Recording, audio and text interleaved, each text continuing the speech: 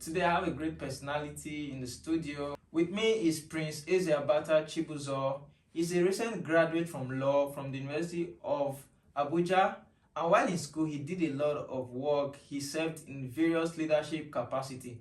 I would like him to just tell us a bit about himself in a few seconds. First of all, I'm glad to be here. Same here. I'm honored to be on this channel. I am Prince Ezeabata Chibuzor. I am a recent graduate from Faculty of Law at the University of Abuja. Okay. I am also the founder of the Association of Creative Writers, an organization I founded in my first year at the age of 18. That's remarkable. At the University of Abuja here. Okay. I'm equally the E-Director of People's Faults, an organization that creates opportunities for young people with current focus in Africa. I have some questions I would like to ask you. So the first one I have this morning is the fact that your journey is truly remarkable, and also it's filled with numerous accomplishments and contributions to the university community. That's indisputable. And also considering the fact that you began very early, like you said, at age 18, you're already an undergraduate and you founded the Creative Writers Association. Can you share with us what actually inspired you to become deeply involved in student organizations and initiatives? Okay, so I must note out here, I initially got the inspiration for the association prior to getting admission. So I had applied for law, then I was teaching in a primary school. While I was teaching, I was very, very good. I've been an excellent writer since my cradle age. I write. So while I was teaching, one of those days I got the idea, how about I get an organization for creative writers? The name then wasn't to my head. I haven't gotten an idea for the name. I got on campus and just an 18 years old student from Faculty of Law, I was lost. I began to ask questions for my seniors. I met 2-3 persons who I look up to them. They advised me honestly and sincerely to focus on my academics. Leave it. Law is tedious, law is demanding, I need to read my books and everything. And I appreciate them. Honestly, they were sincere to themselves and to me. But then deep down in me, there's something boiling in me. Quite young anyway, but deep down in me, there's something boiling in me, something yearning for expression. Until I met a student who was the first person to really give me the push. He told me, Ezeabata, go for it in your first year. Go for it now. Once you're done with it, you can then probably move on to other things on campus. And I said, okay, and I went ahead it. That's one. Secondly, I always tell young people to recognize where you came from. Your fight is different. You're someone that does not have a magical hand to take you from poverty, from the trenches. You cannot be like every other person. You must be different. Your fight must be different. So I understood where I came from. And I knew that, bro, you can't just be like an average person. You should be outstanding. Even though that was not my initial plan through Aqua. Aqua was a divine orchestration anyway. You know, that's when. And I just want to inspire my generation. I want to be a source of hope to people around me, my environment. So that's just it. This is my initial push to founding what we call as ACW, Association of Creative Writers, which is currently in 3 universities. Wow. Yeah, that's remarkable. In Uni-Abuja and Umar Musa University, Katsina State, and in a couple of primary schools across Nigeria as Creative Writers and Readers Club. Yes. What do you really want to achieve with this Creative Writers Association? What's the main goal you want to achieve with that club? Okay, now, my idea in founding ACW is to create an opportunity, a platform, a leverage for young persons to bring out their ingenuity, to bring out their goals, their gifts, their skills and talents. And then when you look at the structure of my organization, you will see that it's not basically focused on writing alone. We have speakers, we have smart people who are intelligent in all forms, probably writers, we have singers, we have authors, we have poets, we have spoken word artists, in as much as you're creative. A few days ago, the current president of the University of Abuja chapter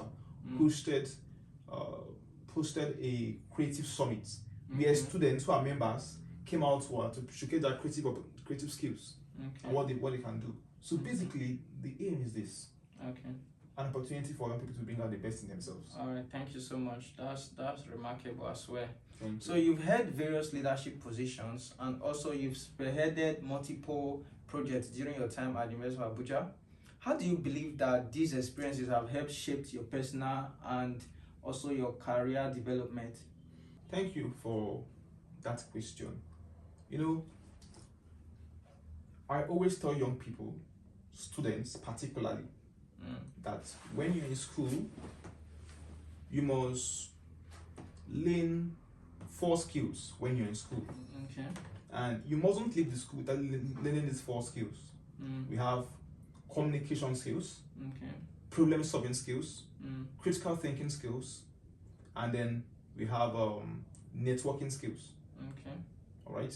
So my involvement on campus so far have helped me to progress Okay. from just being who I was before to who I am currently.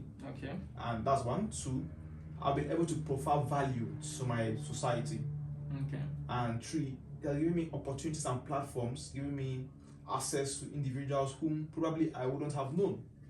But due to my value and the things I do on campus, they're giving me advantages. For instance, sometimes last year, I was opportune to represent Nigeria and Rwanda for the Pan-African Peace and Conflict Resolution Convention That's in Rwanda interesting. across 7 countries. How? What's a call from the Student Affairs? Hey, Prince, I've seen you working so far in this university. Come to the VC office, and then that's all. Same last year, I presented this university, Uni-Abuja actually, Uni-Abuja at ICPC National Debate Competition, which is my first debate so far in this university. And guess what? Okay. I won the best speaker of the tournament. That's remarkable. And equally, I led the university to claim 2nd position. Wow. This is just a glimpse of what I've done so far. Okay. Now, this is because I build value on myself. People see that this guy has value, and so therefore let's go with him. I actually get what you're saying. No matter how talented you are, if you don't actually put yourself out there, people don't know what you have to offer. Exactly. Yeah, that's it. And I really learned something from what you just said. Actually, I even have a video on that. How to make the best of your undergraduate years. I haven't talked about these 4 skills. They're actually called the soft skills. These are actually the things that help you do better in life, apart from just the theories you learn in classroom. That's actually remarkable, and I think people need to hear this. From founding the Association of Creative Writers to hosting large-scale events like After School What Next, and introducing initiatives like the Distinguished Undergraduate Students Awards, you've left a significant impact on campus. I want to know, what motivates you to continually innovate and create opportunities for your peers? Okay, so first and foremost is this: the desire in me to impact my micro environment. You know, I'm of the belief system that when 2, 3, 6, 8, 10, 12, 14 persons come together and do impactful things within the environment, micro, it forms a network of social change. So probably I could just be the one to start up something.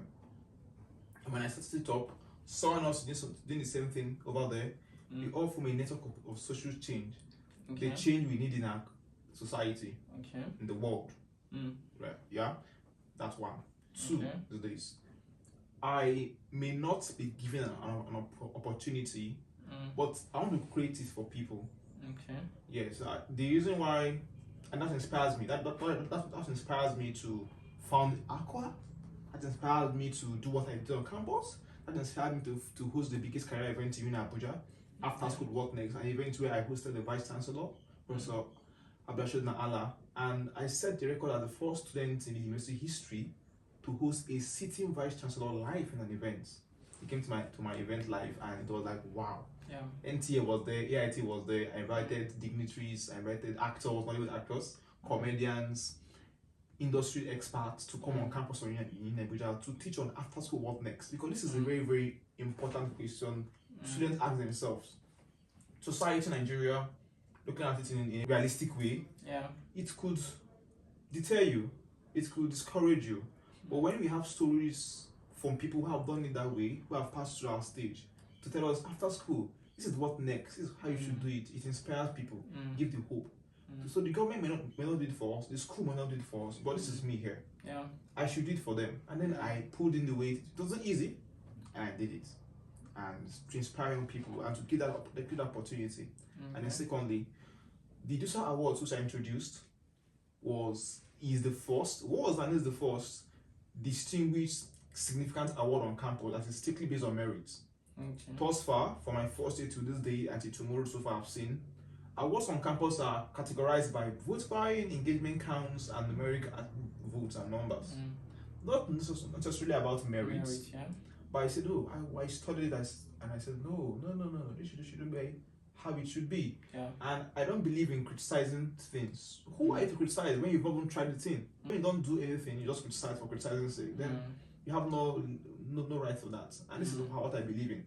I said, okay, instead of criticizing it, then do something different. I went on and I introduced the award, and 10 students were awarded the DUSA award strictly based on merits.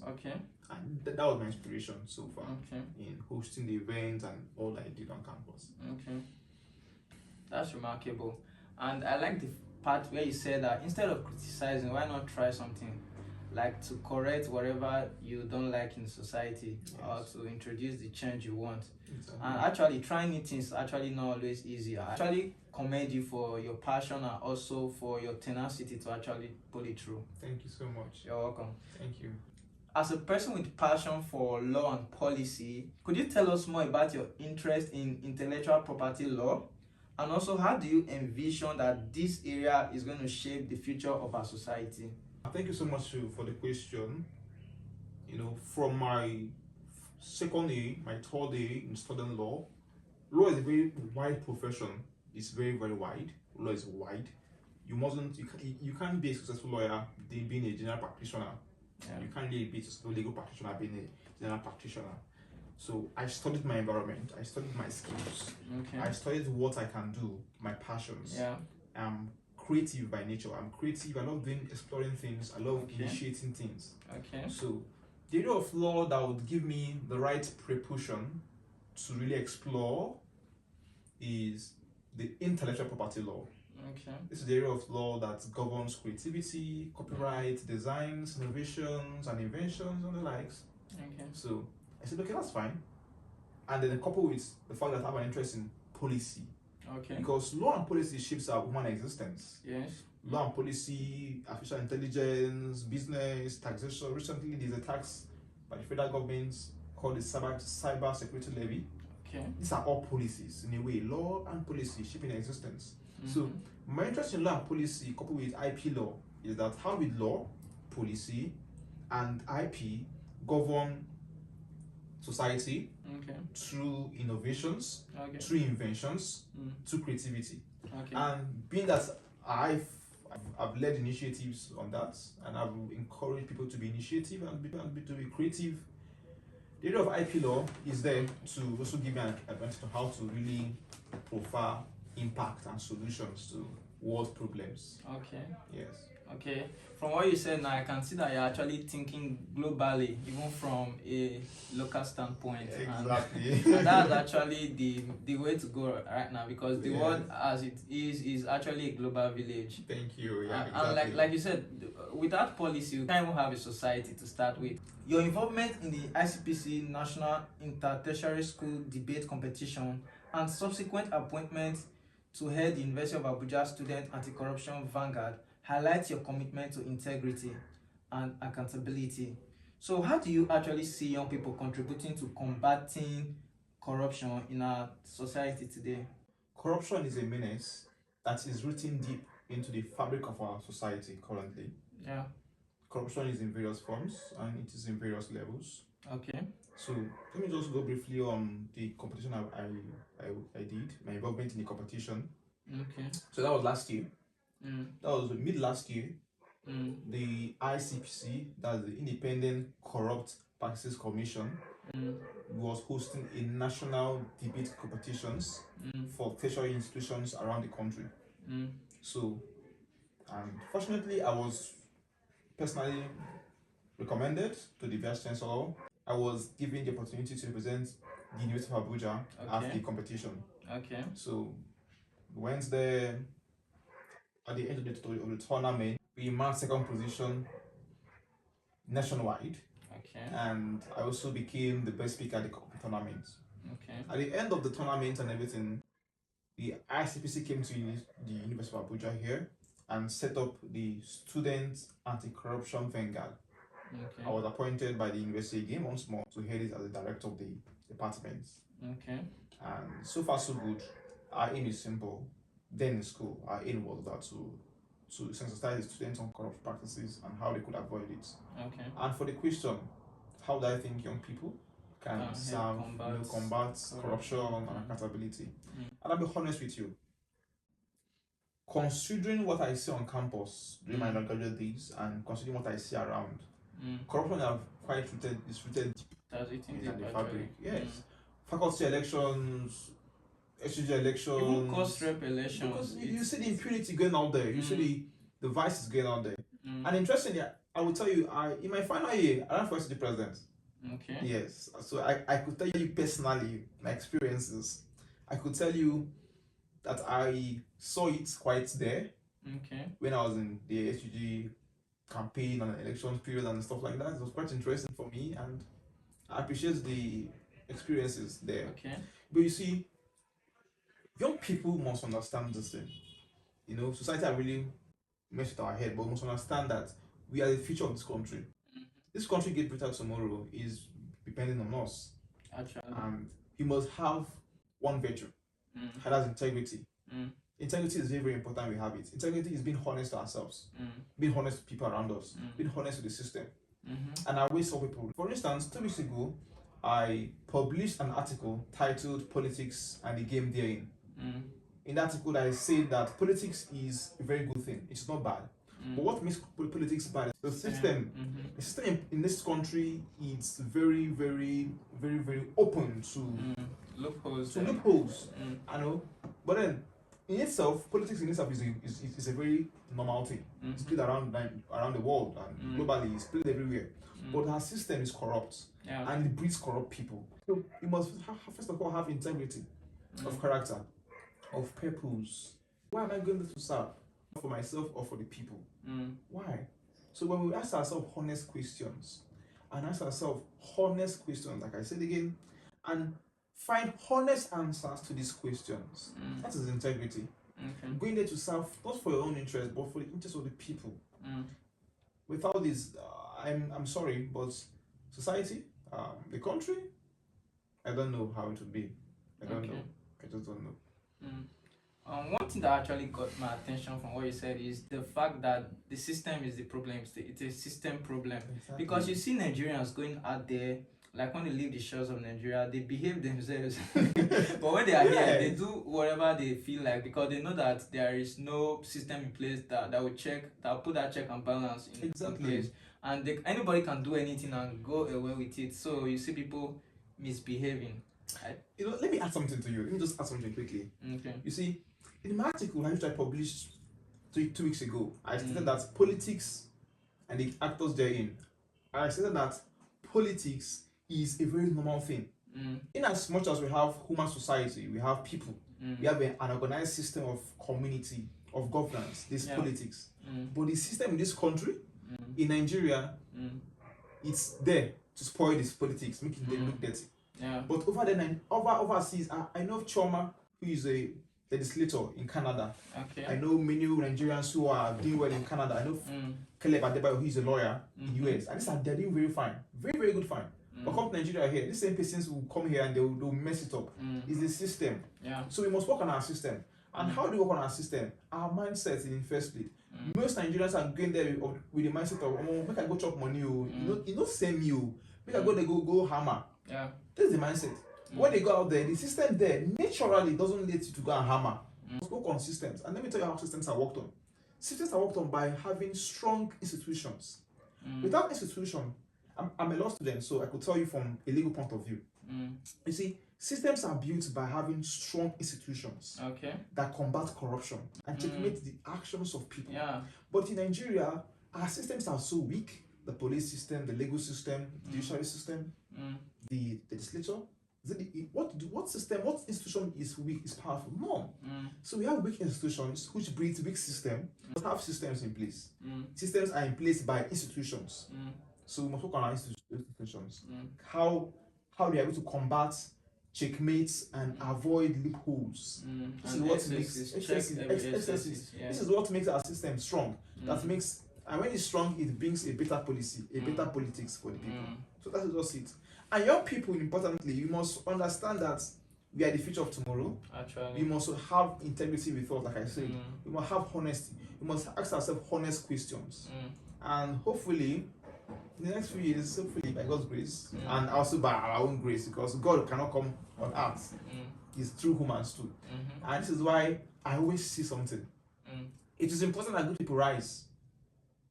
I always say this is one of my most popular quotes.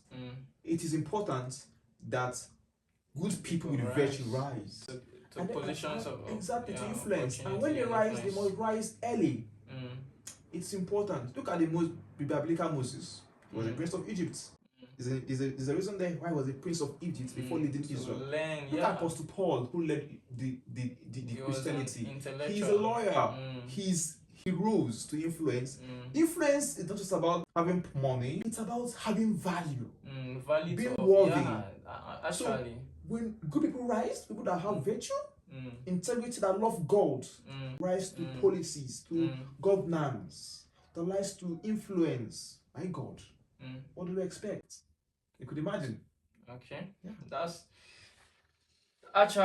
very true. That's very true, because I actually believe that tomorrow will be better. But if tomorrow must be better, we must be better. We the future of this country. We the leaders of tomorrow. And we have to even start seeing ourselves as leaders in the first place, so that we can start taking responsibility and adding values to ourselves and to our society. So that was actually well said. While in school, you actually hosted a lot of impactful events. Yes. And also you hosted a lot of important personalities, and like the sitting vice chancellor. This shows that you have a way of connecting with prominent figures. So can you share one remarkable moment from any of these events, and also how you were able to pull these individuals to your events? Okay. Yeah. I'll come again. It is important good people rise. And then when they must rise, they should rise fast. Yeah. I'm not saying I'm good though. I'm just saying it's a quote. And then I also say that when you have value, it attracts. I was very young when I found Aqua. Currently, I was very young then. You can calculate my age from 100 level 2018 to today. So then you can calculate my age. And people don't believe that I'm this young, because the value I profess and the things I do, and it attracts as well. My first event in Uni-Abuja, my first one, was in 2020 when I hosted the first anniversary of ACW Uni-Abuja chapter online. I hosted a prominent senior lawyer in Nigeria. I hosted some dignitaries online virtually, and also the vice chancellor. Then I haven't seen him physically. I hosted him. He couldn't come for the event anyway. He traveled that period. It was fine. When I resumed school, the vice chancellor sent me an email. Something happened somewhere. I won't go into detail, but he got to know me. Sent me an email. It's still my phone. Hello, Prince. I'm glad to have a student like you. Come to my office and meet me. And I went to his office that day. I met with someone, and I was so honored. I was in my first year then. I was honored that the vice chancellor saw me worthy to show me his plans for the university. He just came new, his blueprint, and I'm like, wow. So a student can have access to, I was like, okay. I was just young, and my second year, that was before I began doing influential stuff and getting more recognition, stuff like that. Yeah, exactly. So, and then it began, and I'm someone that is very, very good in networking. And I know that there are places you go and meet valuable people. You don't meet them in Beth Niger, for instance. Sure. You don't meet them in the you don't meet them in places. The places you go and meet people. I attend conferences very, very much on campus. I attend conferences. That's how we also host conferences. I attend virtual events. In 2022, can I tell you 2022? I saved money. I saved money and booked a flight from Abuja to Lagos to attend a conference. Wow. That was my first flight in my life. And that thing gave me a paradigm shift in my mental health. Yeah. It made me to see things in a very different way. I booked flights with my last couple from Abuja here to Lagos, spent days in the hotel, ate good food, went for Yema convention where I met African leaders. Okay. Because I want to be in a place of people that to give you that mental stimulation. That thing. You know, when I think about, I'm like, Ezeabata, you've done things for yourself. Like, you've really worked on yourself. Yeah. You deserve all the accolades and everything. Yeah, you worked on yourself. It's not quite easy, dude. It's not easy. There are days where I would just cry. I was thinking, God, please, God, why am I this now? Why am I doing this? Yeah. It's not easy. The disappointment, the fear. Fear is a very big problem, challenge I face in my adult days. Oh God. And I know something big like that, something big, the fear that would grip me. I have to go to the school field, the mini campus at the school field. And then I just lay down there and I was crying. I said, God, please help me. God, please help me. God, be with me. God, be with me. Because I know God. God being my helper. God, I know. I said myself is God, I know.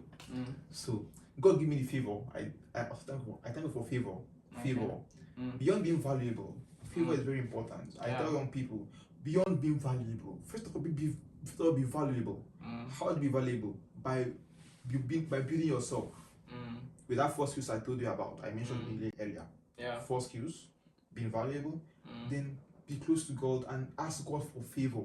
Favor is very, very important. Favor propels you beyond your peers. Yeah. And then lastly is this: when you're in the table of value, you must maintain it. Okay. This is where you have to build intelligence, emotional intelligence. You have to build skills on how to maintain relationship.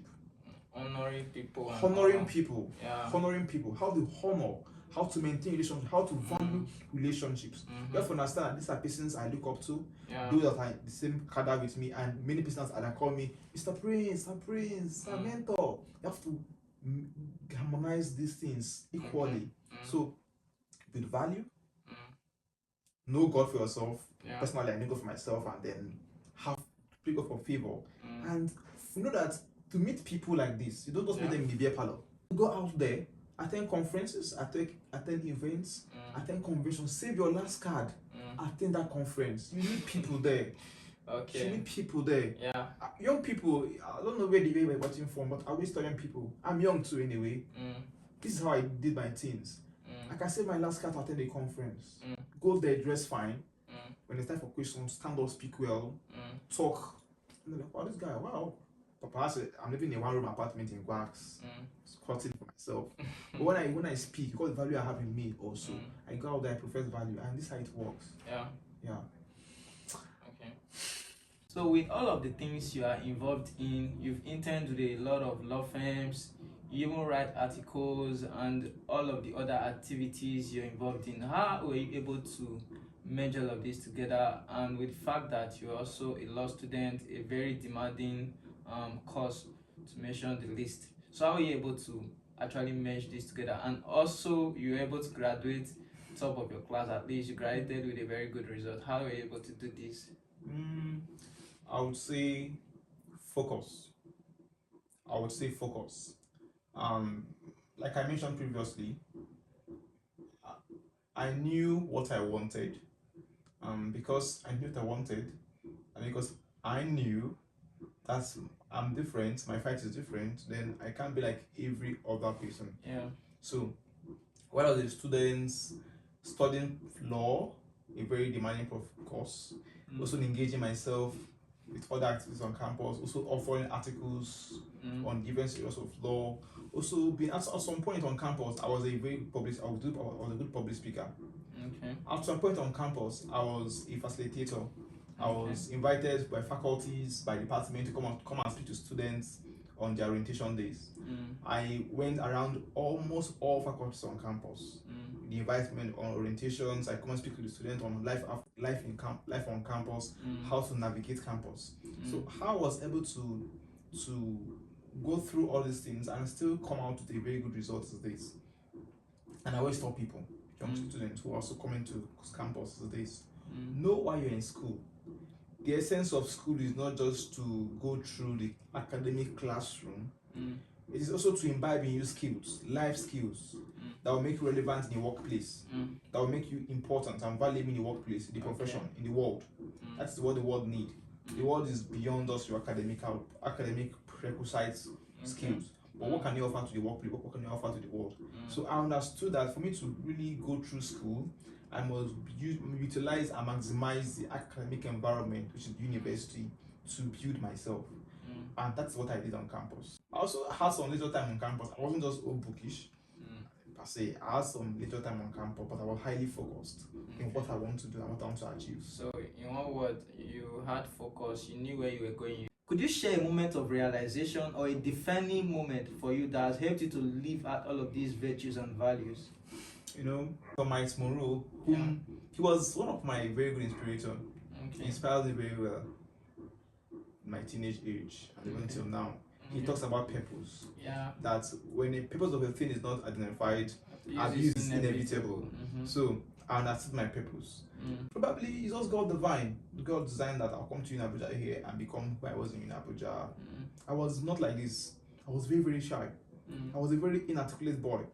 I have speech impediment, I stutter. I'm very chronically shy. I can't look at your face on the camera. But this is me doing what I do on campus currently. It's growth.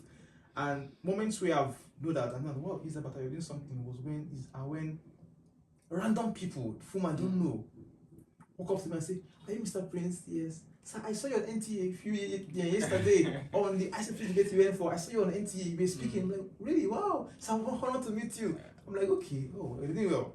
And many times, even now I'm out of school, but it still happens to me. Let me tell you something, one experience I had.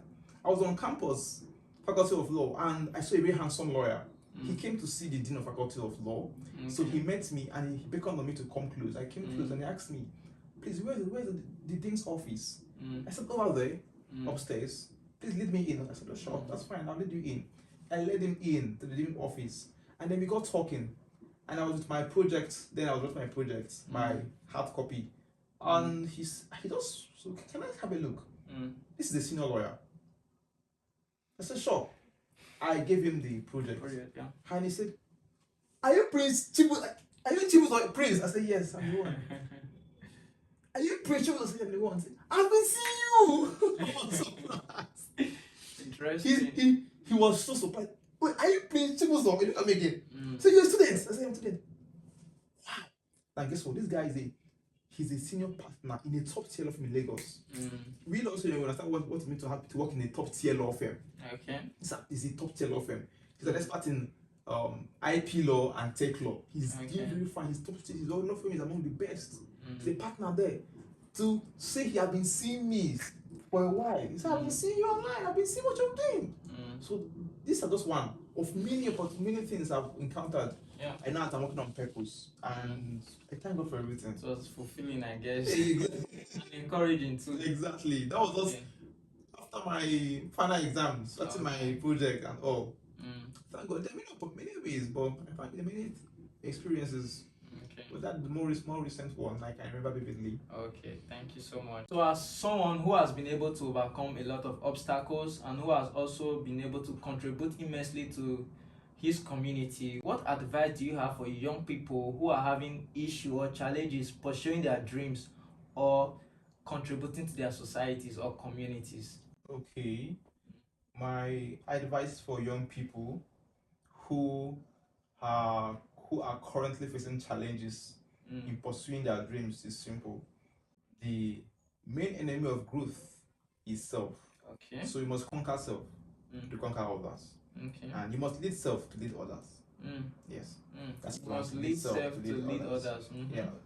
First, I became a leader around the student community. I know beyond because I led myself and I've conquered many things in myself. I conquered many things.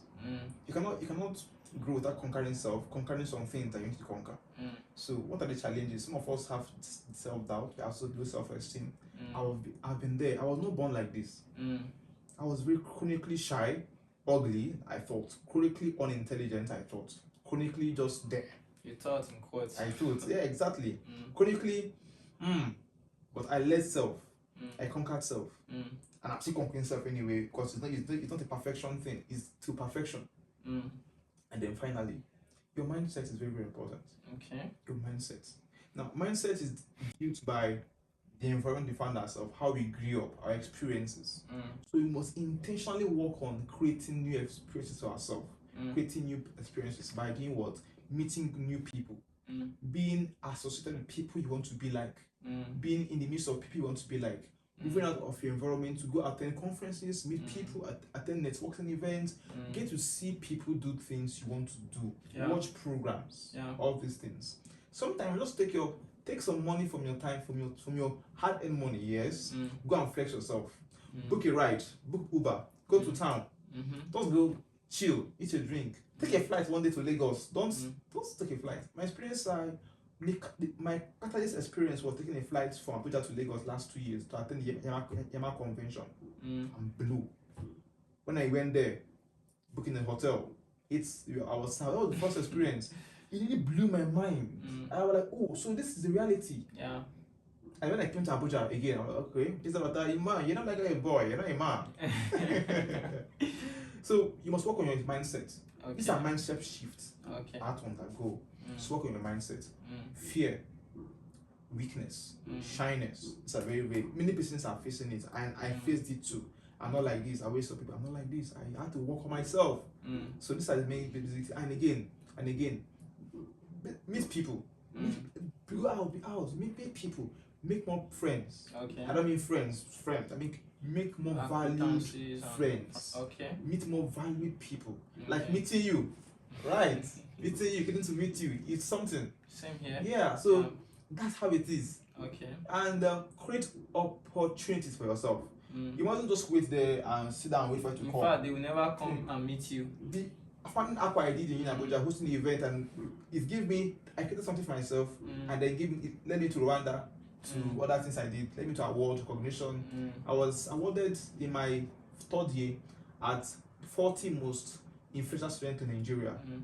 Remarkable. Yeah, that's remarkable. And last year too, I was given a nomination by Happy Women Initiative as one of the 100 most influential students in Nigeria. Okay. That not winning the award, but I was nominated for that award because I create opportunities for myself, and they see what I've done. You also put yourself out there. Yeah. Yes, document your record, your achievement, document them, couch them well, put them on LinkedIn, have a LinkedIn profile, couch your social media accounts. Social media is the new oil and gas, like they say. Your CV is beyond analog. It is now about your social media profile. Like when I go to your Instagram profile, your Facebook profile, your TikTok handle, and I saw your YouTube channel, I'm like, wow, Jude is a bro. I'm humble. So I was really inspired. It inspired me, and this is what the world works. This is how the world works. And this is what the world needs. Beyond your certificates, what can you offer? So think about yourself. What can you offer? And all these things is about understanding your fight is different. Your fight is different. I must not be like every other person because your competitor is not the guy in Mushin or in Agbandodo or in Abuja. It's about the guy in US. The world is a global village. Yes. It's a global town. It's about the guy in India, the tech guy in India, in Japan, in US, in Canada. So you too must be like that in the sense that you must be excellent. Excellent in all you do. Excellence has a benchmark. You mustn't be. This is a benchmark for excellence. You must be above a benchmark for you to compete with the genesis around the world. So that's my advice to young people who want to do something well. Be excellent. Know where you came from, and understand that it's about your mindset. Very quickly before we conclude. Yes. Looking forward towards the future, what are your plans, both personal and professionally? Okay, thank you so much for the question. Interestingly, I just finished my LLB in this university, and I just graduated. So I am working towards going to law school, which I'll be on campus in a few weeks' time. Then after my law school, being called to the Nigerian bar, my graduate hopefully also called to the international bar, also to practice dual jurisdiction. Nigeria and also outside Nigeria. And then I intend to establish my association ACW across in various forms across Nigeria and also beyond Nigeria. And I'll as well also establish Purpose 40 to be a very established organization, Okay. as well as practicing as a corporate lawyer. Okay. And I intend to be an expert in the area of IP law and AI. I want to be an expert in AI and IP law because this is the future of the world, the future of technology, the future of law practice, the future of everything we do in our human existence. Tech, AI, IP law, they're all interwoven. Okay. So this is just big glimpse. There are many more, but the future holds the best for us. Okay. Yeah. So it has really been a sweet time, Mr. Prince, and I've really enjoyed hosting you. Thank you so much. And I've learned a whole lot actually. I'm inspired. I'm ready to go and unleash my potentials. Like, it's been a great time and awesome time having you here. Thank you so much, Mr. Jude.